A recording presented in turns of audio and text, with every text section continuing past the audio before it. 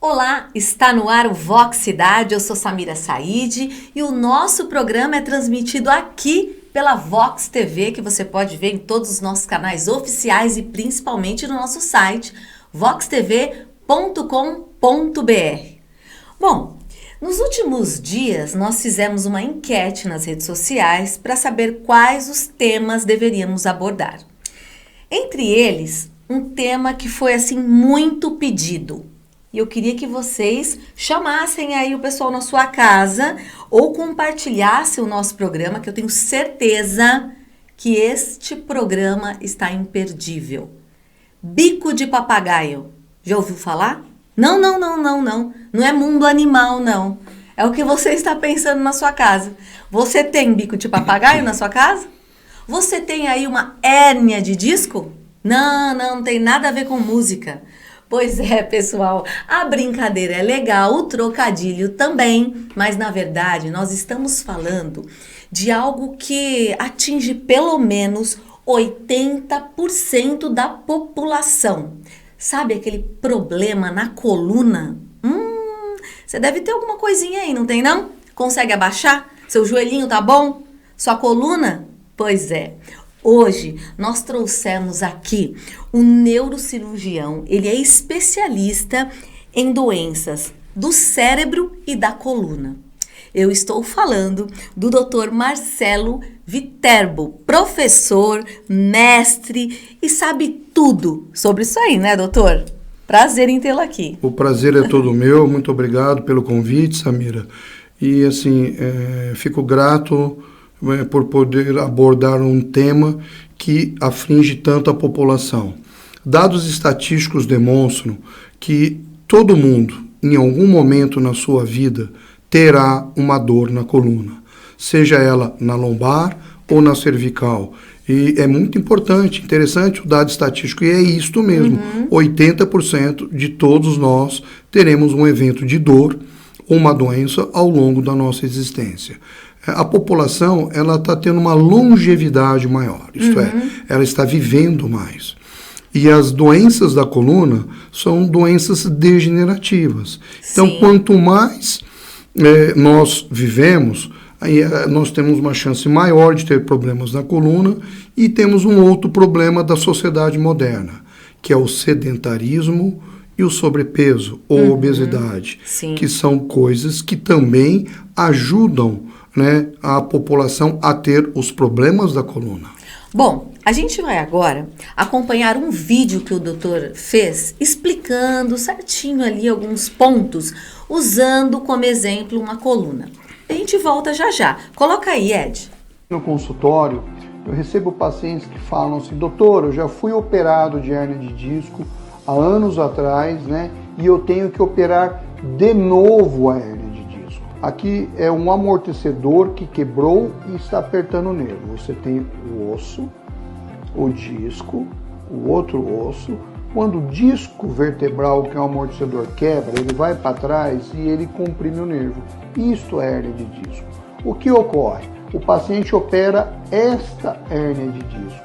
Anos depois, ele apresenta uma nova hérnia de disco, geralmente num nível acima, e aí o paciente tem que operar uma nova hérnia de disco, não novamente a mesma hérnia de disco que foi operada.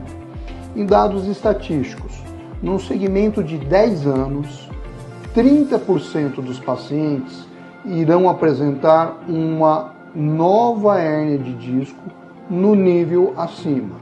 Isto é chamada doença do disco adjacente, ou seja, DDA. Bom, isso deve ser uma dúvida recorrente, né, doutor?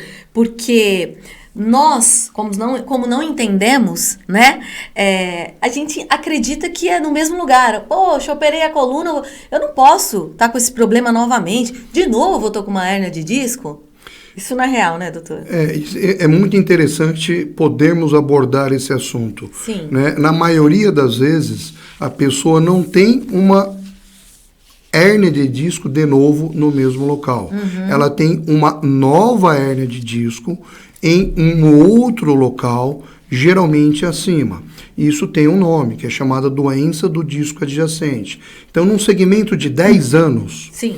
30% das pessoas que já tiveram uma hérnia de disco poderão ter uma nova hérnia de disco um nível acima. Doutor, é porque travou um disquinho? Não.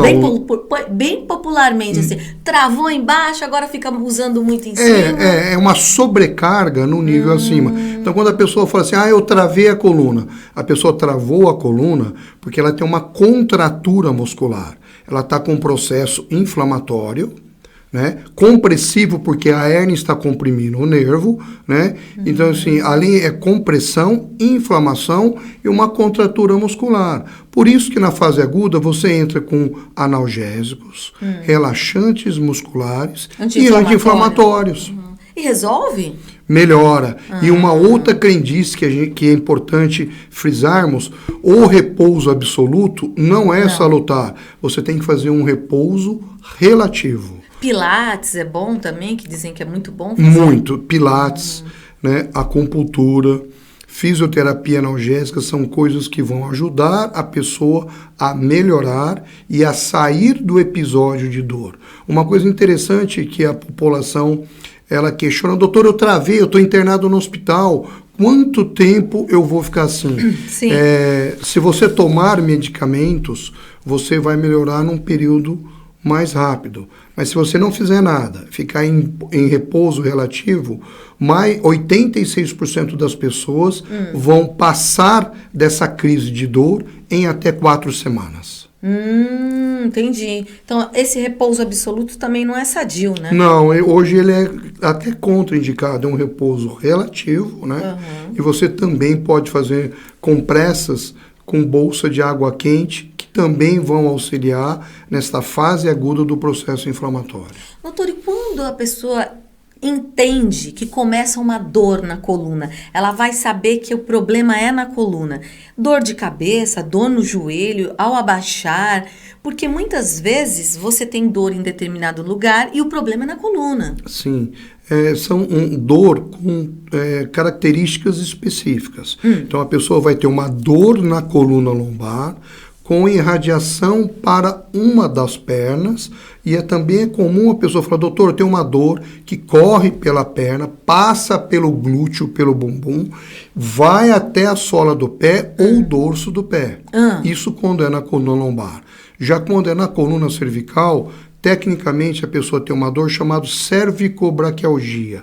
O que é isso? É uma dor no pescoço que se irradia para o braço e ela é característica. Dor ou formiga aqui, aqui, aqui. Aqui é C6, C7, T1. Olha, pra gente entender melhor, porque a gente é leigo, né? Sabe como que funciona, né? Doutor, eu tenho um monte de perguntas que me mandaram. Quando você vai da parte de baixo da coluna, que o doutor falou, que é aquela dor lá embaixo, são as L's, é o lombar, então é aqui do meio das costas para baixo. Isso. É isso, né? Isso mesmo. E do meio das costas para cima? Então, assim, a coluna era dividida em 3 segmentos, Samira. Coluna cervical, torácica e lombar, né? Na cervical nós temos 7 ossos. Então, peraí. Então aqui em Perdão. cima... Cervical, no meio. No meio. Torácica. E aqui? Lombar. Em cima... Entenderam, né, gente? Nós temos 7 ossos. Então, certo. Na coluna torácica, nós temos 12 ossos ou vértebras. E na coluna lombar, que é os L's que você está falando, sim. são 5 vértebras lombares, ou L1, L2, L3, L4, L5. E tem gente que chega a fraturar aquele ossinho finalzinho do cóccix, né? Também. Que também, também. É dolorido, né? Agora, em termos estatísticos, primeiro nós temos a coluna lombar, depois a coluna cervical sendo afetada e, muito raramente, a coluna torácica. Existe hérnia de disco também na coluna torácica, mas é apenas 3 a 4% de todas as hérnias de disco. Quem carrega muito peso acaba sobrecarregando que parte da coluna? Geralmente a lombar. Geralmente a lombar. E assim, uma pergunta que faz, doutor, quanto que eu posso carregar sem sobrecarregar a minha coluna? 10% do peso corporal. A pessoa tem 60 quilos, até 6 quilos, teoricamente não sobrecarregaria a sua coluna. Tem 80 quilos, até 8 quilos, você estaria confortável. Mamães, o que acontece com essa mamãe? Sacola de mercado, filho aqui no colo, doutor. Com certeza, elas carregam mais de 10% do peso corporal. Ó, eu tenho a pergunta da Claudete, que ela me deixou. Ai, Samira, eu preciso tirar essa dúvida. Ela já foi no médico dela, vai começar a fazer um tratamento, mas ela tem um problema que é alterações. Peraí, deixa eu colocar meu óculos. Alterações degenerativas da coluna vertebral. Então, ela queria saber um pouquinho mais sobre esses riscos, o que ela está passando, sobre o tratamento. O doutor podia falar um pouquinho? Claro que eu posso. Alterações degenerativas da coluna vertebral, isso provavelmente está no laudo de algum exame que ela viu. Viu, tá? Claudete? Viu? Ou tomografia, ou ressonância. O que são alterações degenerativas da coluna lombar? É o envelhecimento da coluna lombar. Então, assim, bico de papagaio, que é o chamado osteófito, né? São exemplos de doença degenerativa da coluna vertebral. Ah, doutor, então aqui, ó, eu tenho aqui, ó, por exemplo, ó, hérnia de disco, bico de papagaio, hiperlordose, artrose da coluna, osteoporose, escoliose. Todos esses nomes são doenças da coluna. Agora, hiperlordose é quando você tem a coluna bem curvada. Então, assim, se uma mulher coloca salto alto, ela fica elegante, o bumbum fica empinado, as costas ficam com hiperlordose. Só que hiperlordose é o que também ocorre quando a mulher está grávida, que a barriga vai para frente e a coluna fica curvada. Sim, né? sim. Já que a gente abordou a hiperlordose e o salto alto, doutor, salto alto por muito tempo é prejudicial à coluna? Sim, é prejudicial. Nossa, mas eu trabalho, tenho que andar socialmente. Não tem problema. Pega o seu salto alto, coloca dentro de uma mochila ou na sua bolsa e vai trabalhar com um sapato confortável, um tênis. Eu fiz muito isso. Use no trabalho, parou o trabalho, coloque o seu tênis confortável e retorne para a sua residência. Caso você tenha que usar um saltinho aí, hoje tem uns sapatos femininos que é meio ortopédico, tem um saltinho aí que ajuda um pouco. Mas quem tem joanete igual eu, por exemplo, não consegue ficar muito tempo. Doutor, então, essas alterações degenerativas que a Claudete falou, então se inclui nisso também o desgaste da coluna, né? Desgaste e o próprio envelhecimento da coluna, sabe? Por idade. Por idade. Por idade. Por idade. É uma regra que a coluna ela começa a dar problemas pela idade ou isso foge à regra? É postura? É uma somatória de fatores. Então, assim, alguns fatores contribuem. O sedentarismo, né? Pessoas orientais, da raça oriental, têm mais problemas na coluna cervical. Por quê, doutor? Porque, assim, eles têm algumas alterações genéticas e constitucionais. Então, eles têm uma doença chamada calcificação do ligamento longitudinal, tanto anterior quanto posterior. O que é isso? É um ligamento que é flexível. E a raça oriental tem isso calcificado, fica rígido. Sim. Tem uma outra doença, como se fosse várias hérnias de discos cervicais, mas que machucam a medula. Então, o nome disto é mielopatia espondilótica cervical, que também é mais comum na raça oriental. Quando o disco encosta naquela parte da medula? Da medula e onde causa... passa o líquor? Não, o líquor já... você tem o disco, o líquor e a medula. Tá. Quando já Então, passou do líquor e está comprimindo a medula, né?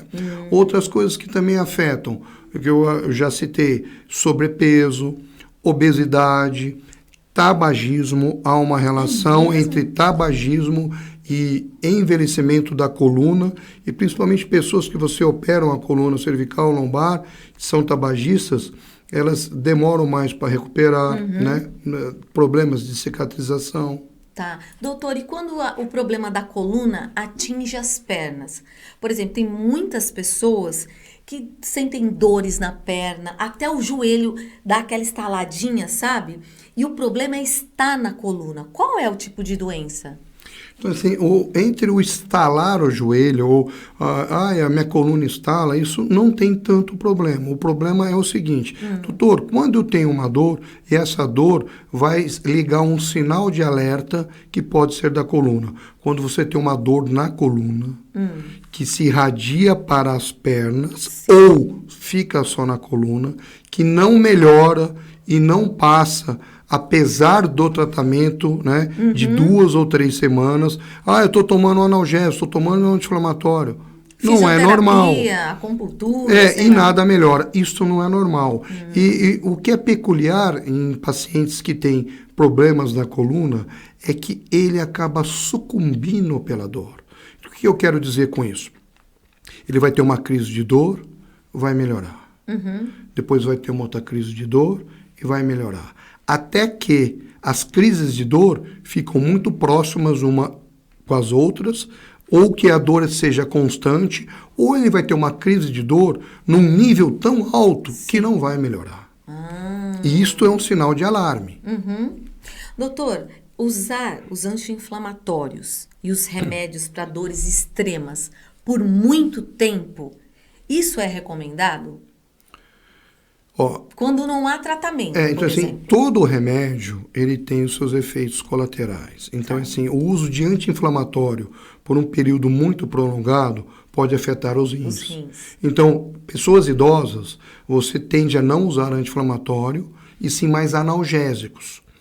E às vezes analgésicos, até analgésicos opioides, como codeína, tramadol, oxicodona, que têm efeitos colaterais, né? Entre eles, obstipação intestinal, né? E assim... Agora, quer dizer, você tampa um santo e descobre o outro, né? Mais ou menos isso. Agora, assim, pessoas muito idosas, que sentem muita dor e que não têm condições clínicas, você tem que tratar medicamentosamente. Porque não tem como operar, né? Doutor? Sim, às vezes a pessoa não tem uma condição cardíaca para isso. Então, você vai tratar com analgésicos, analgésicos opioides, acupuntura, fisioterapia. Hoje também tem uma outra opção de medicamento, que são o canabidiol, que também ajuda na dor. E você acaba fazendo um mix, uma associação de tudo isso. Doutor, é uma pergunta aqui que a gente recebeu, mas eu acho bacana. Mesmo nós até sabendo mais ou menos qual a orientação do doutor, mas eu acho que para você que está em casa, muita gente deve ter essa dúvida. Qual a relação de uma doença de coluna com uma trombose? Praticamente nenhuma, Samira. Nada. Não, porque assim, trombose é uma obstrução, né? Arterial ou venosa, né? Que você tem. A artéria é o que leva sangue e veia é o que traz o sangue. Então, uma trombose é um trombo, né, que está obstruindo tanto ou a parte arterial quanto a parte venosa. Então, assim, a trombose não tem correlação com patologias da coluna vertebral. Então, a gente recebeu na caixinha de pergunta aí, então, para o nosso telespectador, que falou que ele está com medo de que tem alguma coisa correlacionada à sua coluna. Não tem, já viu, né? Doutor, qual a doença de coluna que não tem cura? Existe uma doença que não tem cura, que você pode fazer o tratamento que for, que não adianta? Então, Samira, existe. Mas, assim, tem um tratamento. Existe uma patologia chamada síndrome pós-laminectomia. O que é este palavrão? Este palavrão é o seguinte, é que a pessoa operou de algum problema na coluna, ou hérnia de disco, ou uma coisa chamada estenose de canal lombar, e ficou com uma dor no pós-operatório pior com uma intensidade maior do que a anterior. É mesmo? Isso é chamado síndrome pós-laminectomia. Você faz uma ressonância, que é um exame de imagem muito específico, e não encontra uma causa para isso. Você não encontra um fragmento de hérnia de disco, alguma coisa que possa explicar. Para isso, você já muda de modalidade. Dentro da neurocirurgia tem um segmento chamado dor, né, e funcional. E você pode colocar um implante de eletrodo na medula do paciente. Que dá aqueles choquinhos? Que vai inibir o impulso nervoso e aí você vai melhorar da dor por uma inibição do impulso nervoso. Agora, tem alguma doença da coluna que não tem cura? Às vezes, metástase, né, que é o tumor que se espalhou e está na coluna, quando num grau muito avançado, não tem cura. Né? E como que a gente sabe até quando que tem cura? Existem scores, né? E que foram 2, inclusive, ortopedistas japoneses. Um chamado Tomita, outro chamado Tokuhashi. Você pega, dá a nota, né? A número de metástases no osso. Tá. Qual tipo de tumor? Se tem algum órgão comprometido, você vai colocando esses números e vem uma nota. A nota desse score vai ser o determinante se você vai operar ou não. Se o paciente tem indicação de cirurgia ou não. Doutor, e quando a coluna foi diagnosticada com osteoporose? Isso pode ser revertido? Ele vai fazer um tratamento para diminuir ou para não ter a fragilidade do osso da coluna? Como que acontece esse tratamento? Então, assim, existe o tratamento e o tratamento, via de regra, da osteoporose, ele é feito com o reumatologista ou com o geriatra, que ele vai tentar inibir esse processo da fragilidade do osso através de medicamentos. Certo. Estou com osteoporose, vou tomar só cálcio. Não, não é só cálcio. Existem outros remédios específicos. Às vezes a pessoa toma uma injeção mensalmente que vai diminuir essa osteoporose. O grande problema da osteoporose é que o osso fica frágil. E aí você pode ter uma fratura osteoporótica da coluna em decorrência dessa fragilidade. Sim. Que o local da coluna mais acometido, neste caso, é a coluna torácica. É mesmo? Então a osteoporose ocorre mais na coluna torácica. E quando tem osteoporose, é possível fazer uma cirurgia ou o osso se recompõe? É cola? possível fazer cirurgia, e interessante que são cirurgias, na maioria das vezes, minimamente invasivas. O que quer dizer? Você vai com uma cânula até o osso, né? Aqui vai simulando um osso, você entra com a cânula dentro do osso, né? E infla um balão, cria uma cavidade dentro do osso frágil, osteoporótico, injeta cimento. Esse que é peraí, vamos chegar lá. Eu ia falar, doutor, esse injetar o cimento na coluna, qual é o tipo de material que é injetado quando se fala de cimento na coluna? Então, assim, você tem duas técnicas, uma chamada vertebroplastia e a outra cifoplastia. A vértebra, você entra com a agulha e injeta o cimento ósseo. Esse cimento ósseo, via de regra, é o PMA, que é o polimetilmetacrilato. Que aí sim é liberado pela Anvisa para uso da medicinal. Estritamente para esses casos. Entendi. Sim. Porque realmente eu sempre quis saber desse problema. Eu falei, cimento, gente, eu vou fazer essa pergunta. Mas é um cimento específico. A gente fuça ali, mas nada como o doutor para falar pra gente como funciona. Uma outra dúvida que a gente recebeu muito, doutor, é sobre bloqueio de coluna.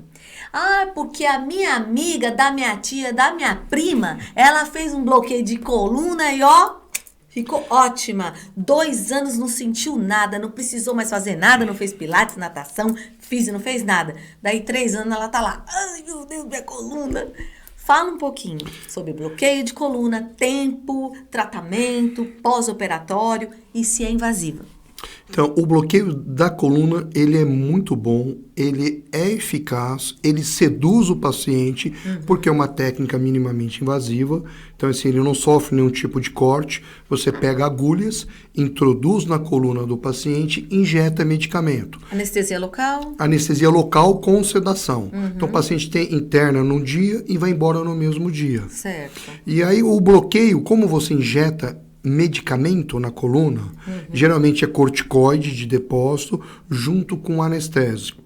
Então, galera, bloqueio é o que o doutor está falando aqui. Injeta o medicamento. Você não vai colocar nada que vai bloquear a sua coluna. Não é uma prótese, não é um gel, tá bom? Para vocês entenderem. Porém, este bloqueio, ele tem um tempo, né? Que ele vai agir e depois ele para de agir. Que é o tempo, que é meia vida do remédio. Geralmente 2 meses. Doutor, mas eu fiz o bloqueio para quê? A Anvisa e a Agência Nacional de Saúde, para que ela possa liberar outros tratamentos minimamente invasivos, como risotomia, né? Que aí você vai lesar um nervo específico sensitivo. Você precisa fazer o bloqueio. Fez o bloqueio, o paciente melhorou, é chamado bloqueio teste positivo. Aí você faz um segundo procedimento, minimamente invasivo, interna num dia, vai embora no mesmo dia, né? E aí sim, esse procedimento, geralmente a pessoa fica livre da dor por 1 ano e meio a 2 anos. E também livre de todos os riscos que os medicamentos que são via orais prejudicam o paciente, né? A pessoa para de tomar os medicamentos ou os tomam numa dose muito pequena. Então, entendem, gente? E outra, cada caso é um caso do bloqueio, né, doutor? Aí tem que ver o paciente, a constituição, o problema da coluna. Todo mundo que tem dor na coluna tem indicação de bloqueio? Não, nem todo mundo tem indicação. A maioria tem, mas nem todos. Por exemplo, se a pessoa tem um bico de papagaio, o bloqueio, ele é... Ele melhora, mas a pessoa tem que ter em mente que aquilo é paliativo. Vai melhorar por um período e depois ela vai voltar a ter os sintomas. Hérnia de disco também. Hérnia de disco não tem indicação para o bloqueio. Porque a hérnia de disco, você tem um processo que comprime o nervo, né, que está machucando o nervo, e é um processo inflamatório. Então, é mecânico e químico. Se você só injeta o remédio, você age apenas na parte química. Então, vai melhorar a hérnia de disco? Não. Então, quem tem hérnia de disco, o tratamento é conservador ou cirúrgico, seja ele minimamente invasivo ou com a técnica aberta.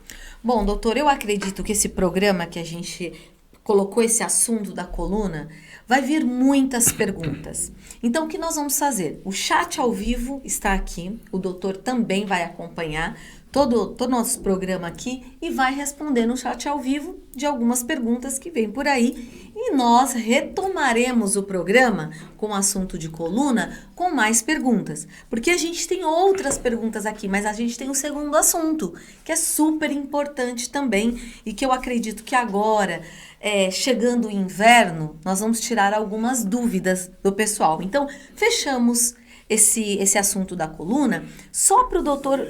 Vamos colocar as imagens. Vamos. Então, eu vou pedir para o doutor fazer um fechamento e aí você vai soltando as imagens. Para a gente ter uma boa noção sobre a nossa coluna, doutor, eu queria que você pudesse explicar um pouco melhor sobre o funcionamento da nossa coluna, sobre quais os riscos que nós temos ao carregar peso, ao você, igual o doutor colocou aqui, a mulher, que ela usa o salto, e alguns cuidados que devemos ter também. Só para a gente finalizar esse assunto. Vamos lá. Então, para a gente poder, se eu pudesse dar conselhos para que você evitasse problemas da coluna vertebral. Sim. Eu vou dar os conselhos que vocês já sabem, mas eu vou frisá-los novamente. Praticar esporte, controlar o peso, né? Dormir 8 horas ou mais, dormir em um bom colchão. Então, dormir no sofá, dormir numa posição desconfortável é deletério? É deletério.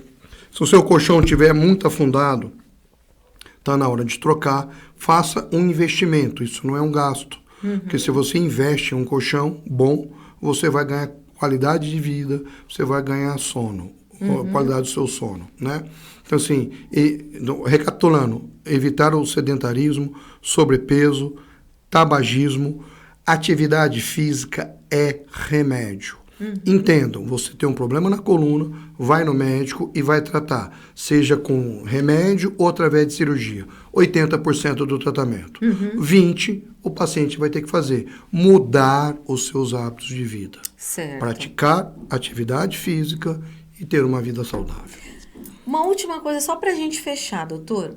A tela hoje, a internet, a gente vê que o jovem, muito novinho, ele já não tem a postura. Onde ele está, ele fica com o pescoço, né, com a coluna. Isso também vai trazer muitos malefícios, né? Interessante, a gente fala muito, porque o jovem ele fica muito tempo numa flexão, numa posição curvada, né, fletida, e digitando o tempo todo. E é frequente, cada dia que passa, e jovens nos consultórios médicos, estatisticamente, com cervicalgia, que é a dor na coluna cervical. Então, assim, limite o tempo de uso de tela e coloque o jovem para ele praticar uma atividade física, seja ela, qualquer ela. Bom, no próximo programa a gente vai falar sobre escoliose. Vamos voltar no assunto aí das telas, computador. Eu quero falar também sobre algumas empresas que adotaram aquela plataforma embaixo, com os pés, da coluna. Ergonômica. Tem muito assunto aí, doutor. Tem. Vamos voltar. Bom, agora a gente... Qual que é, Ed? Qual imagem? Ah, essa daí? Essa é a hérnia uma de hérnia disco? de disco. Olha lá. É a que a gente falou que já vai encostar Essa, na então, medula. essa está mostrando certinho, tá vendo? O que é hérnia de disco? A hérnia é quando o amortecedor que você tem entre um osso e o outro quebra, ele vai posterior e lateralmente e acaba comprimindo o amarelo, que é o nervo. E aí a pessoa tem aquela dor no ciático, aquela dor nas costas que irradia e vai para a perna. Olha lá, ó. Ah, por isso que vai para as pernas, né? Isso, porque comprime no nervo e o nervo desce Sim. para as pernas. Bom, agora nós vamos falar sobre um assunto. Eu vou falar bem popular, viu, doutor? Vamos Olha lá. só, não me dá bronca não, porque eu sou a avó do pessoal. Olha, a gente sabe, tem muita gente que tem medo, porque no frio, popularmente, alguém já ouviu falar que ou tem um aneurisma facilmente, ou tem um AVC. Peraí, tá tudo confuso. Eu preciso de uma explicação, doutor. O que acontece entre o outono e o inverno que o ser humano está correndo um risco maior do que o normal? Com aqui, ó, nosso cérebro. Vamos lá. No inverno, né, você tem uma chamada vasoconstrição periférica. Meu Deus! Eu vou explicar. Explica. Os vasos nossos, tanto as artérias quanto as veias, no frio, eles contraem, eles diminuem de tamanho nas extremidades, nas periferias. Quando você tem essa contração nas pernas, nos braços, você tem mais sangue dentro do corpo. Tá. E isso acaba aumentando a pressão. E quem já tem um aneurisma cerebral, ele acaba rompendo. Então, isto é verdade. Estatisticamente, quem tem um aneurisma cerebral corre um risco de que ele rompa, que ele estoure no inverno. Popularmente, significa que lá, o canalzinho que passa seu sangue fica mais estreito, o sangue tá lá, bombeando. Tem um aneurisma, como a passagem é mais rápida, o canal mais estreito, ele estoura.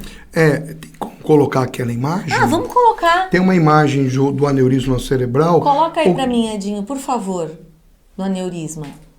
Isto. O que é um aneurisma cerebral? Você tem a artéria, Certo. né? E aquela bexiguinha, aquela dilatação é o aneurisma cerebral. Que a pessoa já deve ter lá. Ela já tem isso, né? Ela tem um defeito na parede da artéria, do vaso vermelhinho, que acaba dilatando e vai formando essa bexiga. Essa bexiguinha, ela é mais frágil e ela tem um risco de romper. Aí é o sangramento. E aí você tem um sangramento do aneurisma cerebral cerebral, que é chamada hemorragia subaracnoideia, que é uma hemorragia abaixo de uma membrana chamada aracnoide. Daí vem esse nome. E alguns fatores também aumentam a chance de você ter aneurisma. Tabagismo, uso de anticoncepcional oral. A mulher que toma anticoncepcional e fuma ao mesmo tempo tem uma chance de 2 vezes a mais de ter aneurisma. Então, assim, não é para parar de tomar um anticoncepcional, é para parar de fumar. Ali, ó, aquela imagem, doutor, é a mesma coisa? É a mesma coisa. É uma imagem que mostra aquela dilatação, né, sacular, que é um aneurisma. Tá. Algum exame pode ser feito antecedendo aí, prevendo que você tem? A dor de cabeça do aneurisma, ela é muito característica e peculiar. O paciente vai chegar no consultório médico e vai falar, eu tive a pior dor de cabeça da minha vida. Mas na maioria das vezes teve a dor de cabeça com o sinal meníngeo, que é o pescoço fica duro. Nisto, o médico vai pedir uma tomografia. Se a tomografia demonstrar essa chamada HSA, que é hemorragia subaracnoideia, o médico vai pedir uma angiografia cerebral dos 4 vasos. O que é esse palavrão? É um cateterismo que se faz como no coração, só que no cérebro. E aí você vai ver se a pessoa tem aneurisma ou não. Também tem um exame menos invasivo, que é angiotomografia e angiorressonância. Aí o contraste é injetado na veia. Só que se você me perguntar qual é o melhor exame, o chamado exame padrão ouro para aneurisma, arteriografia cerebral dos 4 vasos ou angiografia. Doutor, então, quais as diferenças que nós temos aí? Do aneurisma, do AVC, e eu sei que tem uma classificação de AVCs também, né? Sim. Tem como colocar a imagem do AVC agora? Sim, coloca aí pra gente, Ed, por favor. A grosso modo, nós temos 2 tipos de derrame ou AVC. O do lado esquerdo, que é o AVC isquêmico, quando você tem um trombo, um êmbolo, que obstrui a artéria, falta sangue numa área determinada do cérebro, e esta área do cérebro morre. Isto é o AVCI, ou derrame. Já no lado direito, nós temos o AVC hemorrágico, que ele ocorre devido a um aumento da pressão arterial, onde você vai romper vasos normais, que não tem aneurisma, e aí você vai ter um coágulo dentro do cérebro, que é o chamado AVCH. Então você tem o do derrame ou AVC, o isquêmico, e o hemorrágico. Doutor, mas e o outro que é do aneurisma? O aneurisma ele também pode causar um coágulo, mas é um coágulo diferente em outro local do cérebro. E quais são as consequências de cada um e sequelas, doutor? Tá, então assim, do derrame ou AVCI, se ele pega o lado esquerdo do cérebro, ou a pessoa vai ter uma perda da fala, ou chamada afasia, e vai ter uma hemiplegia ou hemiparesia, não vai movimentar o lado direito do corpo. Não volta? Ou ele tem uma graduação? Dependendo do grau, volta, dependendo, não. Tem uma graduação. O AVCH também depende do local do cérebro que ele teve. Geralmente, ele vai ter uma diminuição de força de um lado do corpo. E o aneurisma, quando ele rompe, Samira, ele é muito grave. Porque 53% dos pacientes, ou seja, mais da metade, quando rompe, morrem antes de chegar no hospital. E dos que chegam vivos no hospital, que são os 47%, apenas 1/3 desses vão sair sem nenhum tipo de sequela. Que é aquele espaço de 1 hora, doutor? Até o acidente, até chegar no hospital? Não. Esse é do AVCI. Quando você tem o derrame, o isquêmico, você tem um tempo, numa janela, de 1 hora ou até 4 horas no máximo, onde você pode intervir, né, tirar esse trombo ou injetar remédios, né, que vão dissolver esse coágulo e aí a pessoa vai voltar ao normal. É mais ou menos, eu não sei se é isso, como um infarto?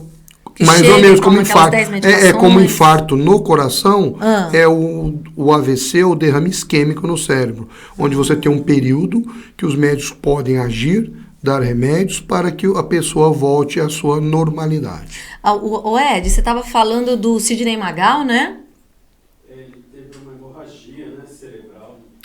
O Sidney Magal, ele teve um chamado AVCH, que é o acidente cerebral hemorrágico. Né, que foi quando a gente mostrou os dois tipos, o isquêmico, Sim. ele teve um hemorrágico. Cantando ali, né? E no palco, passou mal. E assim, qual que para fazer o exame, que quando chegam pede para bater os braços assim juntos, fazer os reflexos? Então, assim, esse exame que você está falando é o exame neurológico.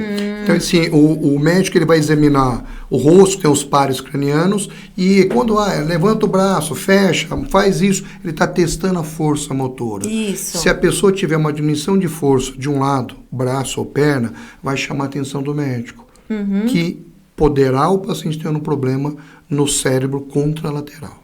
Doutor, necessariamente, quem tem problemas cardíacos ou que sofreu um infarto, possivelmente pode sofrer um desses exemplos que o doutor colocou aí pra gente, AVC, aneurisma. Existe essa possibilidade? Sim, existe essa associação. Quem tem problema cardíaco, como uma arritmia cardíaca, tem uma chance de ter um tromboêmbolo dentro do coração, um coágulozinho dentro do coração. Sim. Se esse coágulo sai do coração e vai para o cérebro, ele tem um AVCI. Então, sim, dependendo da patologia cardíaca, o paciente tem um risco maior de ter um AVC. Os mesmos cuidados, por exemplo, que nós temos. Você não pode ingerir muita gordura, você não pode ingerir muito sal. Isso também vale, então, os cuidados com o cérebro? Isso vale para os cuidados do cérebro. O chamado derrame isquêmico, o AVC isquêmico, ele acontece devido à hipertensão arterial, colesterol alto, né?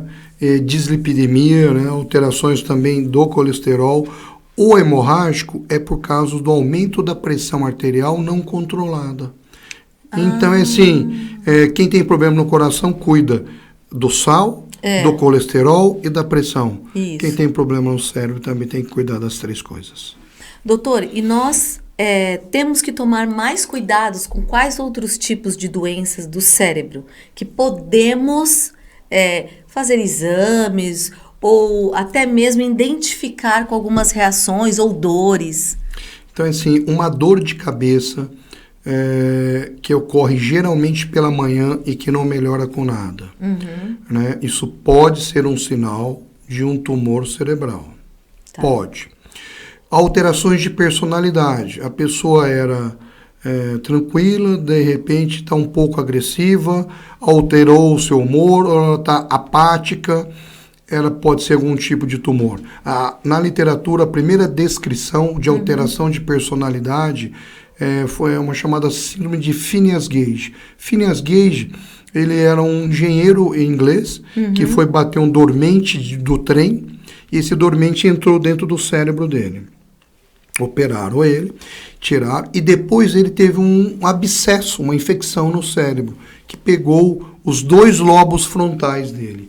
E ele mudou completamente de personalidade. Ficou apático, amotivo, né? Isto é, sem emoções. Então, assim, tumores na região frontal, simulando essa lesão que é descrita na literatura, né, como um meningioma, pode ser um tumor cerebral. Não é infrequente pacientes tratados com patologias psiquiátricas, quando fazem uma tomografia, uma ressonância, descobrem uma alteração cerebral, um tumor grande, que este sim era o responsável pelos seus sintomas. Então quer dizer então que a gente pode correlacionar também a isso, não só problemas psiquiátricos, né? Sim, alterações de personalidade, comportamento, podem ser decorrentes de alguns tipos de tumores, dependendo da sua localização. Doutor, e a perda de massa encefálica? Isso acontece com a idade ou existe algum problema que realmente leva a pessoa a ter a perda? Assim como na patologia da coluna cervical, nós envelhecemos. E nesse processo de envelhecimento, você tem uma atrofia cortical. Ou seja, o cérebro diminui de tamanho. Certo. Né? E ao longo da vida, nós vamos perdendo também os neurônios, que são as unidades funcionais do cérebro. Então, assim, dados estatísticos recentes demonstram a associação entre Covid e perda de população neuronal. São números de células importantes. E aí, depois dessa pandemia que nós tivemos, pessoas que tiveram Covid passaram a ter dificuldade de concentração, memória, e isso realmente ocorre. Então, assim, a perda neuronal ocorre ao longo da vida por um processo de envelhecimento, mas também por outras doenças. Doutor, foi bom que você tocou nesse assunto da Covid, porque a gente conversou com algumas pessoas que relataram que não conseguiam mais, depois da Covid, de um certo tempo, escrever. Realmente, elas não associavam as palavras, esquecimento mesmo, de algumas situações, pessoas, nomes também, né, Ed? A gente até teve aqui pessoas entrevistadas que relataram esses problemas. A Covid, ela já teve um estudo sobre isso, neurológico? Não, assim, existem estudos e nós estamos aprendendo com a doença. Tá. O que nós sabemos hoje, momentaneamente, é que a doença causa uma morte e alteração do número de neurônios, e isso pode explicar essas alterações que você acabou, dificuldade de concentração, de memória, leitura, né? Agora, assim, nós estamos ainda aprendendo. Essas alterações serão permanentes? Hoje ainda não sabemos responder. Elas, a ciência acredita que essas alterações são parcialmente reversíveis, né? E que esses doentes irão melhorar. Porém, necessitamos de um tempo e novos estudos para poder afirmar isso. Assim como o cheiro, né? A gente perde, a gente não consegue sentir o paladar, o olfato, e aí gradativamente vai voltando, né? Muitas vezes pode acontecer isso com o nosso cérebro também, né? É a mesma coisa. Bom, o nosso programa sobre a saúde da coluna, saúde do cérebro, ainda tem muito assunto. Eu sei que a gente já estourou o nosso tempo aqui, porém, eu faço um convite para o doutor voltar, porque com certeza teremos mais perguntas, falaremos mais, porque tem assunto, né, doutor? Muito assunto.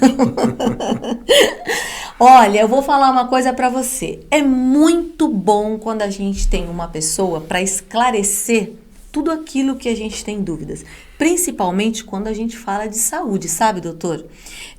Muitas vezes os termos técnicos confundem um pouco as pessoas, assustam os pacientes, e aqui a gente fala direto com eles. E foi muito bom esse papo, porque eu tenho certeza que todos entenderam o recado do doutor aí, né? Eu agradeço o convite, espero poder ter contribuído para ter tirado dúvidas, né, que a população, os pacientes tenham, né? E o médico ele tem que falar uma linguagem que o paciente e a população entenda. Não adianta ele vir falar com termos técnicos muito rebuscados, senão somente o médico vai entender o que ele está dizendo, né? Mas o prazer foi todo meu e espero até o próximo programa poder tirar mais dúvidas. E também eu queria deixar um alerta aqui. Vocês perceberam como o doutor fala, explicando bem? Sabe por quê? Professor, né? Professor aqui na USCS, né? Sim, eu trabalho na USCS, né, como docente. Trabalhei por 12 anos formando residentes no Hospital Heliópolis, que são os especialistas. Então, além da parte assistencial, né, que eu presto, eu também tenho essa parte acadêmica na USCS. Gostaria de mandar um grande abraço para todos os meus alunos, para o coordenador do curso, o Dr. Sérgio Maccabi, e para o reitor da universidade, o Leandro Preara. Leandro, vem aqui, hein? A gente já te convidou, você tem que vir aqui para falar tudo sobre todas as novidades aí da USCS. É um prazer, doutor. Vamos voltar com uma pauta quentinha aqui para falar para o pessoal. Se você tem suas dúvidas também, mandem para a gente aí através das nossas redes sociais. Muito obrigada, doutor. Volte sempre. Eu que agradeço e foi uma satisfação estar hoje no seu programa. Obrigada também, Ana Cláudia, sua esposa, que sempre está acompanhando, me manda aí as mensagens. Tem paciência comigo e faz essa interlocução com vocês. Maravilha, isso é ótimo. Pessoal, muito obrigada pela audiência. Eu espero que vocês tenham gostado do tema, porque, olha, não dá vontade de parar de falar. Se você tiver alguma dúvida, mande aqui no chat ou direto nas nossas redes sociais. Vamos voltar aqui, hein? O nosso programa sobre saúde está se desenrolando e você, nosso telespectador que está participando e fazendo esse programa cada dia melhor. Então, eu espero você a semana que vem com um assunto novo, hein? Tchau, até lá!